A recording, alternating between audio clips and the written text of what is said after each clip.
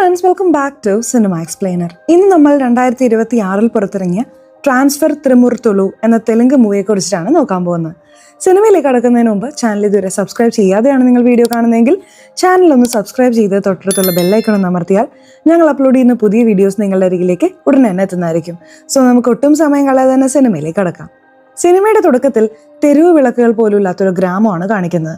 ആ ഗ്രാമത്തിലെ പ്രിയമ്മ എന്ന യുവതി കയ്യിലൊരു ടോർച്ചും പിടിച്ച് രാത്രി സമയം സ്വന്തം വീട്ടിലേക്ക് നടന്നു പോവാണ്.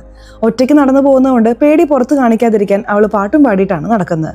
പെട്ടെന്ന് ഒരു സ്ഥലത്ത് വെച്ച് അവളുടെ ടോർച്ച് ഓഫ് ആവുന്നു.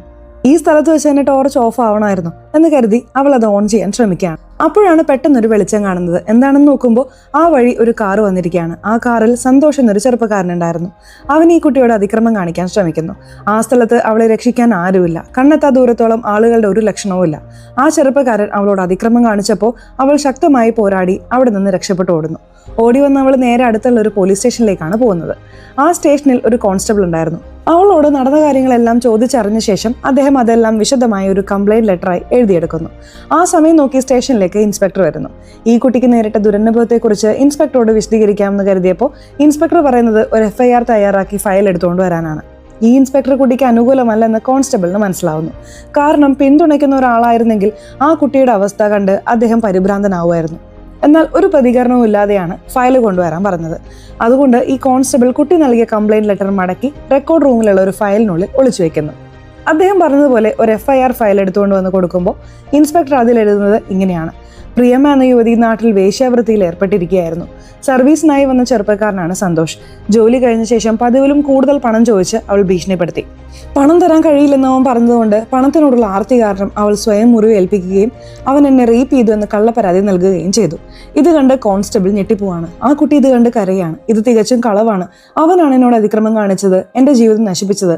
നിങ്ങളാണ് അവന് ശിക്ഷ വാങ്ങിക്കൊടുക്കേണ്ടത്. എനിക്കെതിരെ എന്തിനാണ് കേസ് എഴുതുന്നത് എന്ന് ആ പെൺകുട്ടിയും ചോദിക്കുന്നു. ആ ചെറുപ്പക്കാരന് രാഷ്ട്രീയ പിൻബലം ഉണ്ട് എന്ന ഒറ്റ കാരണത്താൽ അവനെ പിന്തുണച്ച് ഈ കുട്ടിക്കെതിരെ കേസ് എഴുതുകയാണെങ്കിൽ പോലീസ് ഡിപ്പാർട്ട്മെന്റിനോട് ജനങ്ങൾക്കുള്ള കുറഞ്ഞ വിശ്വാസം കൂടി ഇല്ലാതാവും. പിന്നെ ആരും നമ്മളെ ബഹുമാനിക്കില്ല, വിശ്വസിക്കില്ല.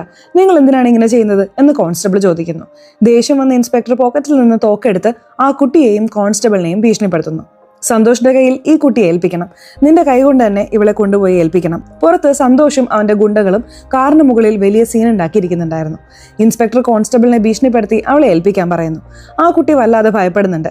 കോൺസ്റ്റബിൾ അവളെ ഏൽപ്പിക്കാനായി കൊണ്ടുവരുന്നത് പോലെ വന്ന് ഇൻസ്പെക്ടറുടെ ശ്രദ്ധ മാറിയ തക്കത്തിന് അയാളുടെ പോക്കറ്റിൽ നിന്ന് തോക്കെടുക്കുന്നു. തോക്ക് ചൂണ്ടി ഭീഷണിപ്പെടുത്തിയപ്പോൾ സന്തോഷും കൂട്ടരും നാലുപാടും ചെതറിയോടുന്നു. നീ അവിടെ നിൽക്കരുത്, പെട്ടെന്ന് രക്ഷപ്പെട്ടോ എന്ന് കോൺസ്റ്റബിൾ പറഞ്ഞപ്പോൾ ആ കുട്ടി കാട്ടിലേക്ക് ഓടി മറയുന്നു. അതിനുശേഷം ഇൻസ്പെക്ടർ ഒരു വടിയെടുത്ത് കോൺസ്റ്റബിളിന്റെ തലക്കടിക്കുന്നു. അദ്ദേഹം താഴെ വീഴുന്നു. നിന്റെ കഥ ഞാൻ പിന്നെ നോക്കിക്കോളാം എന്ന് പറഞ്ഞ് രക്ഷപ്പെട്ട കുട്ടിയെ പിടിക്കാൻ അവരോടുന്നു. കാടും മേടും കയറി സന്തോഷം സംഘവും അവളെ തിരയുന്നു. അവസാനം ആ കാട് ചെന്ന് അവസാനിക്കുന്നത് ഒരു വെള്ളച്ചാട്ടത്തിലാണ്. ഇതിനപ്പുറം ആർക്കും ഓടാൻ കഴിയില്ല. എന്തായാലും അവൾ ആ വെള്ളച്ചാട്ടത്തിൽ വീണ് മരിച്ചിട്ടുണ്ടാവും എന്നുറപ്പിച്ച് അവരവിടെ നിന്നും മടങ്ങുന്നു. ഇവിടെ ബോധം വന്ന കോൺസ്റ്റബിളിന് വലിയ മാനസിക വിഷമം ഉണ്ടാവുന്നു. ഇത്രയൊക്കെ കഷ്ടപ്പെട്ടതും അവരെതിർത്തതും ആ കുട്ടിയെ രക്ഷിക്കാൻ വേണ്ടിയിട്ടായിരുന്നു.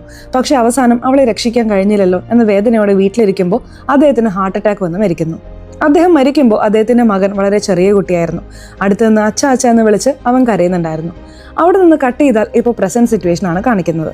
ഒരു കിഡ്നാപ്പർ സംഘം തങ്ങളുടെ ആദ്യത്തെ കിഡ്നാപ്പിംഗ് നടത്താനായി റോഡിൽ കാത്തു നിൽക്കുകയാണ്. ഒരു ചെറിയ കുട്ടിയാണ് അവരുടെ ടാർഗറ്റ്. കുട്ടിയുടെ കൂടെ ഗാർഡിയൻ ഉള്ളതുകൊണ്ട് അവർ ശ്രദ്ധിക്കാത്ത സമയം നോക്കി കുട്ടിയെ തട്ടിക്കൊണ്ടുപോവാം എന്ന് പക്ക സ്കെച്ചോടെ നിൽക്കുകയാണ്. വിചാരിച്ചതുപോലെ തന്നെ ഗാർഡിയന്റെ ശ്രദ്ധ മാറിയ സമയം നോക്കി അവർ കുട്ടിയെ കിഡ്നാപ്പ് ചെയ്യുന്നു. വണ്ടിക്കുള്ളിൽ ഒരു ചെറിയ പെട്ടിക്കട തന്നെ ഇവർ സെറ്റപ്പ് ചെയ്തിട്ടുണ്ട്. നിറയെ ചോക്ലേറ്റുകൾ തൂക്കിയിട്ടിട്ടുണ്ട്. കുട്ടിയെ തട്ടിക്കൊണ്ടുപോയാൽ എന്തായാലും അച്ഛനെയും അമ്മയും ഓർത്ത് കരയല്ലോ. അപ്പോൾ ഈ ചോക്ലേറ്റുകൾ കാണിച്ച് സമാധാനിപ്പിക്കാം എന്ന ഉദ്ദേശത്തിലാണ് ഇങ്ങനെയൊക്കെ ചെയ്തിരുന്നത്. എന്നാൽ ആ കുട്ടി കാറിലുള്ള ചോക്ലേറ്റുകളൊക്കെ എടുത്ത് കഴിച്ച് വളരെ കൂളായി ആ യാത്ര എൻജോയ് ചെയ്യുകയാണ്. എന്താ മോളെ, നിന്നെ ഞങ്ങൾ തട്ടിക്കൊണ്ടുവന്നിരിക്കുകയാണ്, എന്നിട്ടും നീ വളരെ ജോളിയായിട്ടിരിക്കുന്നുണ്ടല്ലോ, നിനക്ക് ഞങ്ങളെ കണ്ടിട്ട് പേടിയാവുന്നില്ലേ എന്ന് ചോദിക്കുമ്പോൾ കുട്ടി പറയുന്നുണ്ട്, നിങ്ങൾ ആരെയാണ് കടത്തിക്കൊണ്ടുവന്നിരിക്കുന്നതെന്ന് അറിയാമോ? മോസ്റ്റ് അൺവാണ്ടഡ് പോലീസ് ഓഫീസറുടെ മകളെയാണ്. സാധാരണ മോസ്റ്റ് വാണ്ടഡ് എന്നല്ലേ പറയാ. എന്നാൽ ഈ കുട്ടി താൻ ആരുടെ മകളാണെന്ന് പറയുമ്പോൾ മോസ്റ്റ് അൺവാണ്ടഡ് പോലീസ് എന്ന് പ്രത്യേകം എടുത്തു പറയുന്നു. ഇത് കേട്ട് ഇവർ ഭയപ്പെടുന്നു. ഏതോ ഒരു കുട്ടിയെ കടത്തിക്കൊണ്ടുവന്നു എന്ന് കരുതിയപ്പോൾ ഇവളുടെ അച്ഛൻ വലിയ എൻകൗണ്ടർ സ്പെഷ്യലിസ്റ്റോ മറ്റോ ആണെന്ന് കരുതി വണ്ടി നിർത്ത്, ഞങ്ങൾ ഇറങ്ങിക്കോളാം എന്ന് പറഞ്ഞ് അവർ നിലവിളിക്കാൻ തുടങ്ങുന്നു. അപ്പോഴാണ് വണ്ടി ഓടിക്കുന്നവൻ പറയുന്നത്, ഇവളുടെ അച്ഛന് അത്ര വലിയ സീനൊന്നുമില്ലടാ, പോലീസ് ഓഫീസറാണ്, പക്ഷെ സാധാരണ ഒരു കോൺസ്റ്റബിൾ ആണ്. ഇത് കേട്ട് ഒരു കോൺസ്റ്റബിളിനാണോ ഇത്രയും വലിയ ബിൽഡപ്പ് നൽകിയത് എന്ന് ചോദിച്ച് അവർ കുട്ടിയെ കളിയാക്കുന്നു. അപ്പോൾ കുട്ടി പറയുന്നുണ്ട്, എൻ്റെ അച്ഛൻ നിങ്ങൾ വിചാരിക്കുന്ന പോലെ അത്ര നിസ്സാരക്കാരനല്ല. അദ്ദേഹത്തിന്റെ 10 വർഷത്തെ സർവീസിൽ 35 ട്രാൻസ്ഫറുകൾ ലഭിച്ചിട്ടുണ്ടെന്ന് അറിയാമോ? ട്രാൻസ്ഫറിന് വേൾഡ് റെക്കോർഡ് ഉണ്ടെങ്കിൽ അത് എൻ്റെ അച്ഛന് കൊടുക്കാം.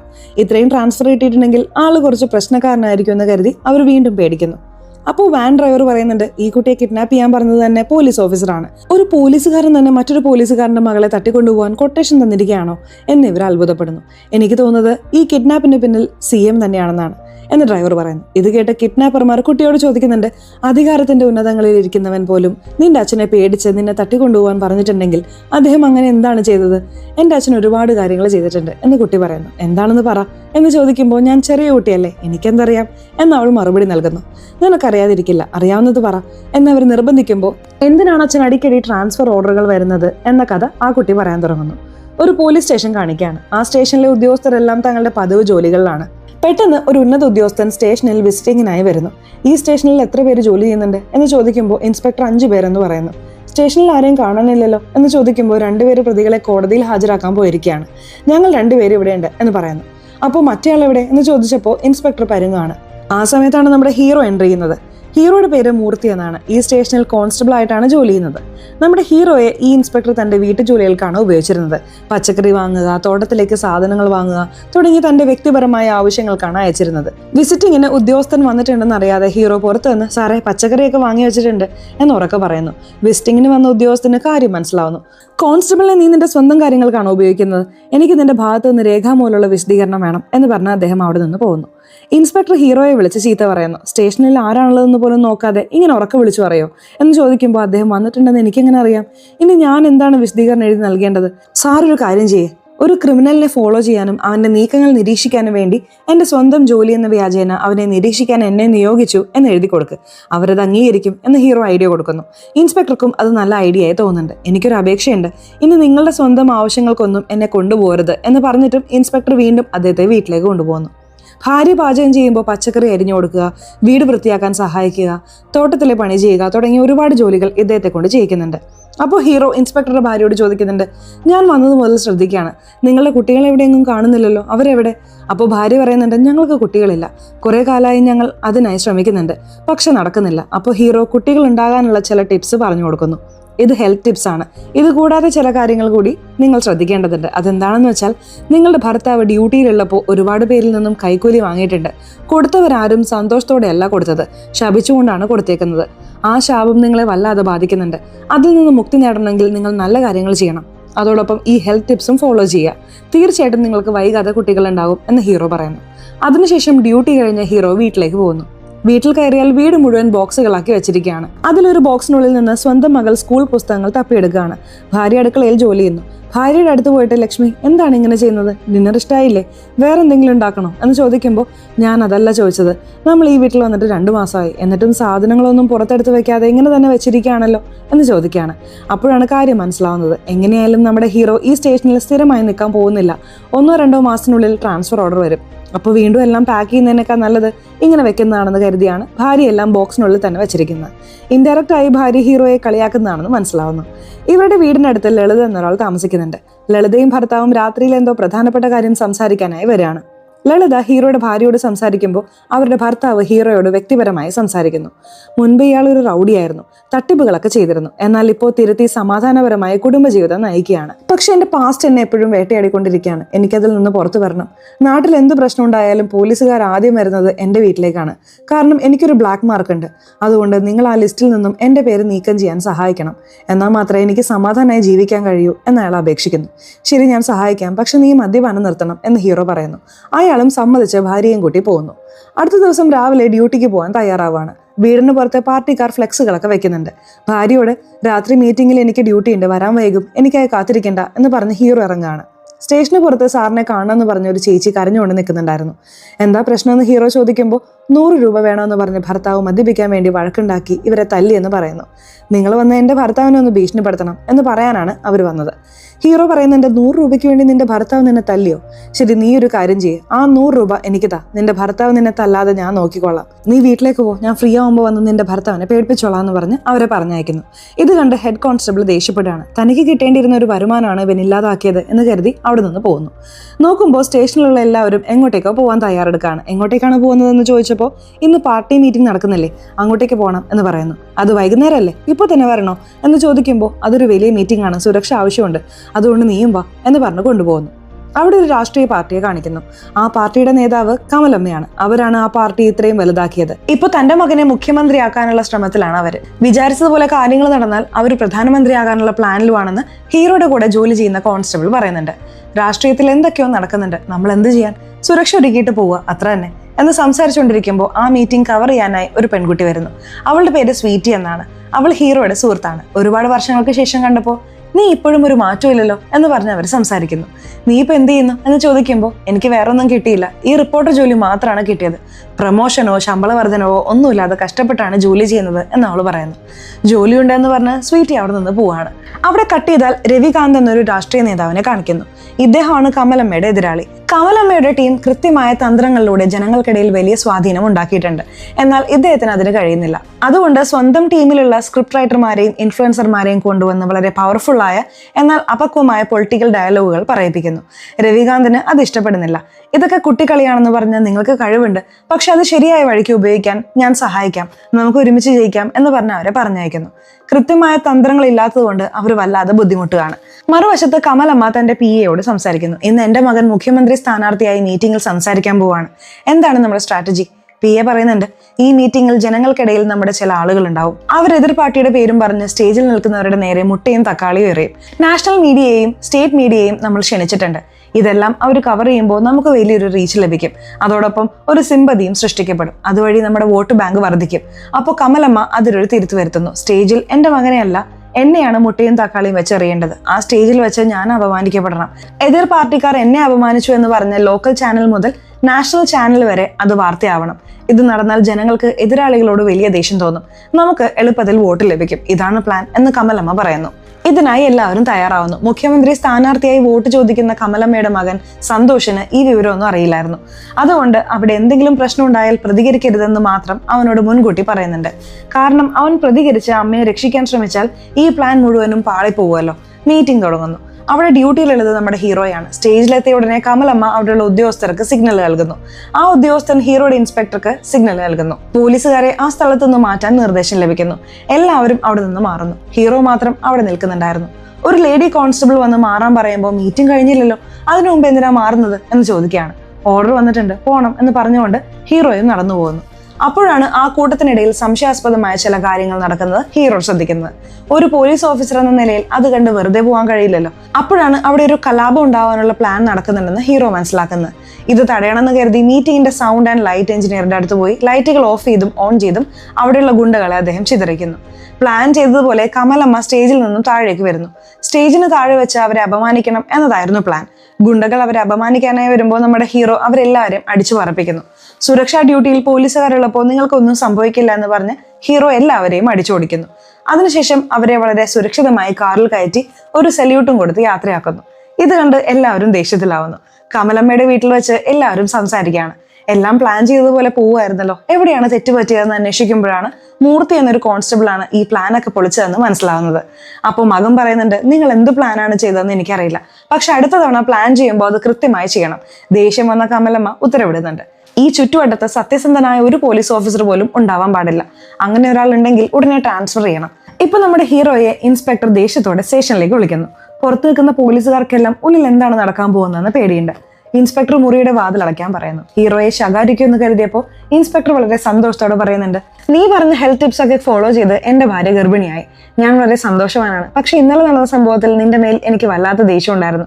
പക്ഷെ ഈ വാർത്ത കേട്ടപ്പോൾ ആ ദേഷ്യമൊക്കെ മാറി. എന്തായാലും മുകളിൽ നിന്ന് നിന്നെ ട്രാൻസ്ഫർ ചെയ്യാൻ പ്രഷർ വരും, പക്ഷെ ഞാൻ നിന്നെ ട്രാൻസ്ഫർ ചെയ്യില്ല എന്ന് പറയുമ്പോഴേക്കും ഫാക്സ് വഴി ഗവൺമെന്റ് ഓർഡർ വരുന്നു. എന്റെ സ്വാധീനം ഉപയോഗിച്ച് ട്രാൻസ്ഫർ തടയാമെന്ന് കരുതി, പക്ഷെ മുകളിൽ നിന്ന് തന്നെ ഓർഡർ വന്നതുകൊണ്ട് എനിക്കൊന്നും ചെയ്യാൻ കഴിയില്ല എന്ന് അദ്ദേഹം പറയുന്നു. ഹീറോ ആ ലെറ്ററുമായി വീട്ടിലേക്ക് പോകുന്നു. ഭാര്യയ്ക്ക് ഇതൊരു പുതിയ കാര്യമല്ലാത്തത് കൊണ്ടാണ് പാക്ക് ചെയ്തതൊന്നും മാറ്റാതിരുന്നത്. എല്ലാ പെട്ടികളും ലോറിയിൽ കയറ്റി അവർ പുതിയൊരു ഗ്രാമത്തിലേക്ക് യാത്ര തിരിക്കുന്നു. പുതിയ ഗ്രാമം, പുതിയ സ്റ്റേഷൻ. ഡ്യൂട്ടിയിൽ ജോയിൻ ചെയ്ത് വർക്ക് ചെയ്യാമെന്ന് കരുതിയപ്പോൾ അവിടെ ഒരു കസേരയിൽ ഇരിക്കാൻ പറയുന്നു. രാവിലെ മുതൽ വൈകുന്നേരം വരെ ഒരു ജോലിയും കൊടുക്കാതെ അവിടെ തന്നെ ഇരുത്തുന്നു. ഈ സ്റ്റേഷനിൽ ഒരു മാഡം ആണ് ഇൻസ്പെക്ടർ. എന്താണ് മാഡം, രാവിലെ മുതൽ വൈകുന്നേരം വരെ എന്നെ വെറുതെ ഇരുത്തുന്നത് എന്ന് ചോദിച്ചപ്പോൾ, നിനക്ക് ഇഷ്ടപ്പെട്ടാലും ഇല്ലെങ്കിലും ഇതാണ് നിന്റെ ജോലി, ഇതെന്റെ ഓർഡറാണ്, ഞാൻ എന്റെ ഓർഡർ ഫോളോ ചെയ്യുന്നു, നീ നിന്റെ ജോലി നോക്കുക എന്ന് അവർ പറയുന്നു. വെറുതെ ഇരുന്ന് എനിക്ക് ശമ്പളം വാങ്ങാൻ കഴിയില്ല. അത് മാത്രമല്ല, ഞാൻ ജോലി ചെയ്യുന്നുണ്ടോ എന്നറിയാൻ നിങ്ങൾ എല്ലാവരും വെറുതെ ഇരിക്കുകയല്ലേ. പുറത്തൊരമ്മ കുറെ നേരമായി പരാതി നൽകാൻ കാത്തു നിൽക്കുന്നുണ്ട്. അവരെ ആരും പരിഗണിക്കുന്നില്ല. അവരെ ഒന്ന് വിളിച്ച് എന്താണ് പ്രശ്നം എന്ന് ചോദിക്കുക എന്ന് ഹീറോ പറയുന്നു. അത് കേട്ട് ഇൻസ്പെക്ടർ ആ അമ്മയെ വിളിച്ച് കാര്യം അന്വേഷിക്കുന്നു. ഡ്യൂട്ടി കഴിഞ്ഞ് ഇറങ്ങാൻ നേരം അവിടുത്തെ ഓഫീസർ പറയുന്നുണ്ട്, നാളെ മുതൽ നിനക്ക് ഇവിടെ അല്ല ഡ്യൂട്ടി. അടുത്ത ഗ്രാമത്തിൽ ഒരു പഴയ പോലീസ് സ്റ്റേഷൻ ഉണ്ട്. അതിപ്പോ ഒരു റെക്കോർഡ് റൂമാണ്. അത്ര വലിയ മെയിൻ്റനൻസ് ഒന്നുമില്ല. നാളെ മുതൽ നീ ആ റെക്കോർഡ് റൂം നോക്കണം. അതാണ് നിന്റെ ഡ്യൂട്ടി. ആ ഗ്രാമത്തിന്റെ പേര് കേട്ടപ്പോൾ ഹീറോയുടെ മനസ്സിൽ വല്ലാത്തൊരു സന്തോഷം ഉണ്ടായി. കാരണം ഹീറോയുടെ അച്ഛൻ ജീവിച്ചിരുന്ന ഗ്രാമമായിരുന്നു അത്. സിനിമയുടെ തുടക്കത്തിൽ ഒരു കുട്ടിയെ രക്ഷിക്കാൻ കഴിഞ്ഞില്ലല്ലോ എന്ന വിഷമത്തിൽ മരിച്ചു വീണത് മറ്റാരുമല്ല, നമ്മുടെ ഹീറോയുടെ അച്ഛനായിരുന്നു. അദ്ദേഹം മരിക്കുന്നതിന് മുമ്പ് ജോലി ചെയ്തിരുന്നത് ഇപ്പോൾ റെക്കോർഡ് റൂമായി മാറിയ ആ സ്ഥലത്തായിരുന്നു. അച്ഛന്റെ ഓർമ്മകൾ അവിടെ ഉണ്ടാവുമെന്ന് കരുതി ഹീറോ സന്തോഷത്തോടെ ആ ജോലി ഏറ്റെടുക്കാൻ പോകുന്നു. ഹീറോ റെക്കോർഡ് റൂമിലെത്തുന്നു. അച്ഛൻ ജീവിച്ചിരുന്നപ്പോൾ സ്കൂൾ കഴിഞ്ഞ് ഹീറോ സ്ഥിരമായി ഇവിടെ വരുമായിരുന്നു.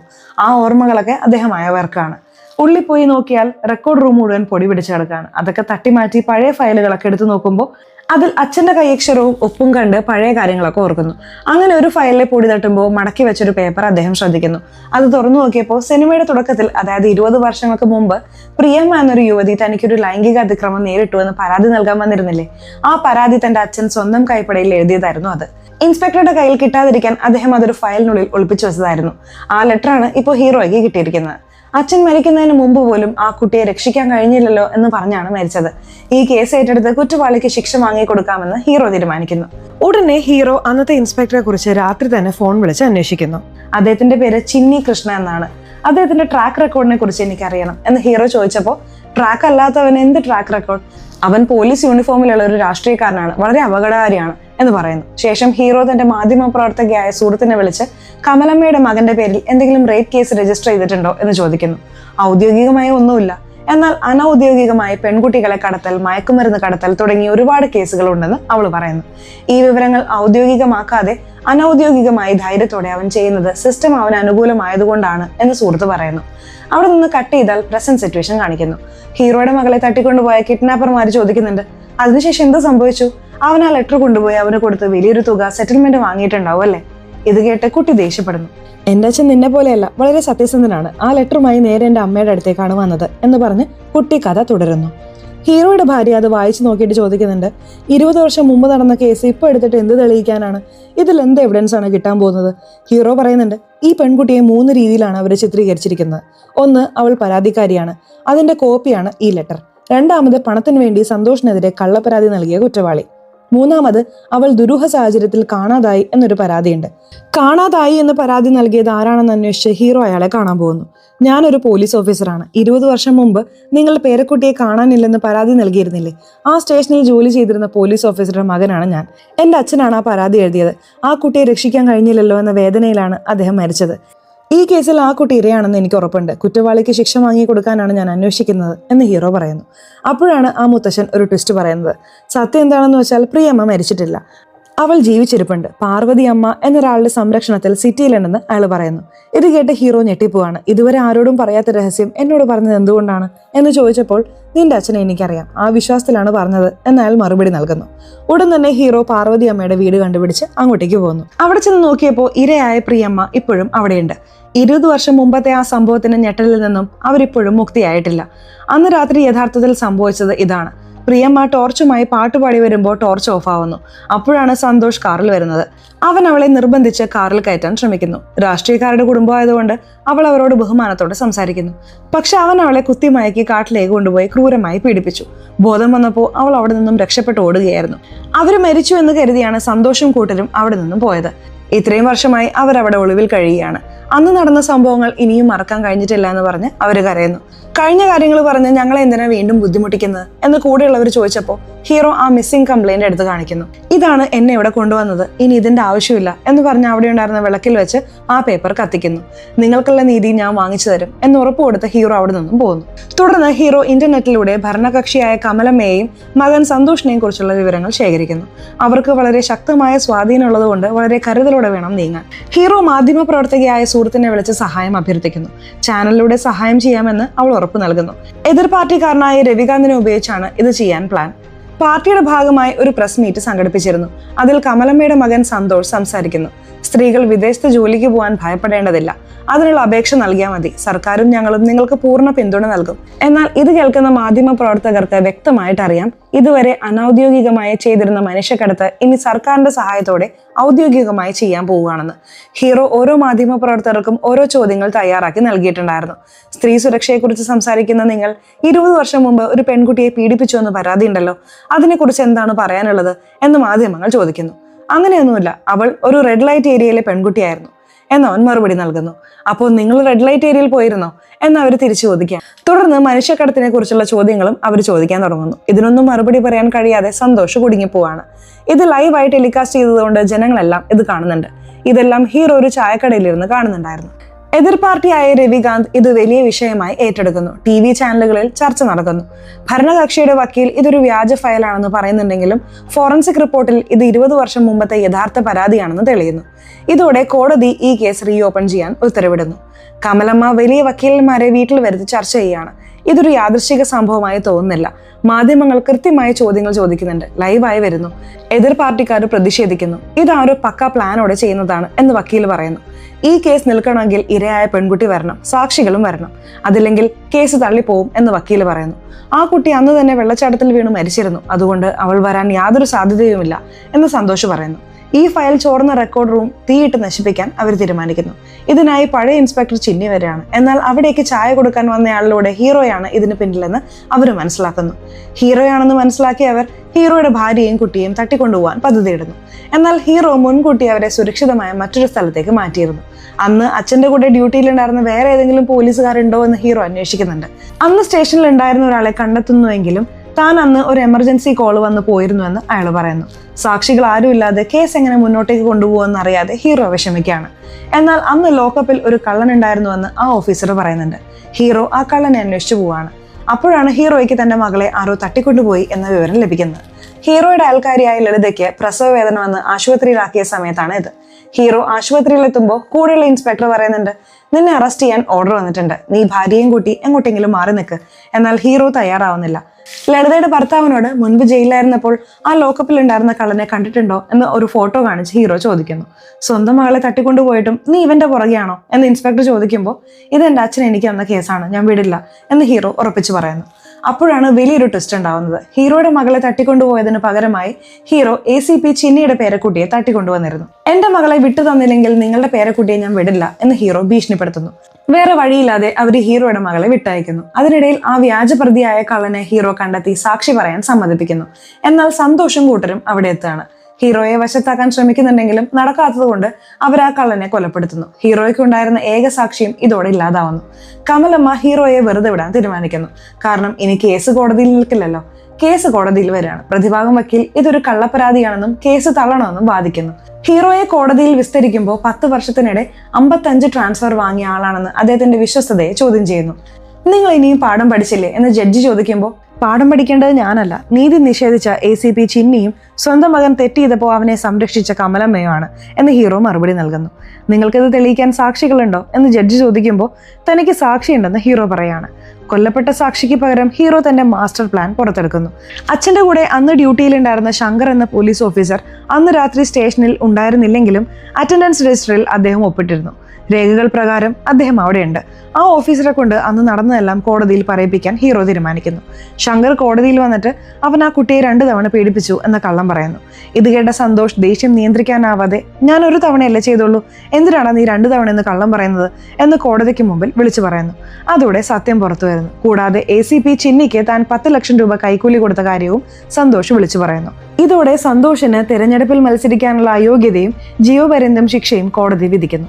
പോലീസിന്റെ യൂണിഫോം ദുരുപയോഗം ചെയ്തതിന് ACP ചിന്നിക്കും ശിക്ഷ ലഭിക്കുന്നു. ഹീറോയെ കോടതി പ്രശംസിക്കുകയും ഇനി മുതൽ സ്വതന്ത്രമായി ഡ്യൂട്ടി ചെയ്യാമെന്ന് വിധിക്കുകയും ചെയ്യുന്നു. കോടതി പിരിഞ്ഞു പോകുമ്പോൾ അവിടെ കാണികൾക്കിടയിലിരുന്ന പ്രിയമ്മ ഹീറോയെ കൈകൂപ്പി നന്ദി അറിയിക്കുന്നു. അവരെ നേരിട്ട് ഈ കേസിൽ ഉൾപ്പെടുത്താതെ തന്നെ ഹീറോ അവർക്ക് നീതി വാങ്ങിക്കൊടുത്തു. ഇതോടുകൂടി സിനിമ അവസാനിക്കുന്നു. സോ സിനിമ എങ്ങനെയുണ്ടായിരുന്നു? ഇഷ്ടപ്പെട്ടോ? സിനിമയെക്കുറിച്ചുള്ള നിങ്ങളുടെ അഭിപ്രായങ്ങൾ തീർച്ചയായിട്ടും കമന്റ് ബോക്സിൽ രേഖപ്പെടുത്തണേ. അതുപോലെ ചാനൽ ഇതുവരെ സബ്സ്ക്രൈബ് ചെയ്തിട്ടില്ലെങ്കിൽ ചാനൽ ഒന്ന് സബ്സ്ക്രൈബ് ചെയ്ത് ഈ വീഡിയോ ഇഷ്ടപ്പെട്ടാൽ തീർച്ചയായിട്ടും ലൈക്ക് കൊടുത്തരാൻ മറക്കല്ലേ. സോ ഇനി അടുത്തൊരു വീഡിയോയിൽ കാണുന്നവരെ ബൈ.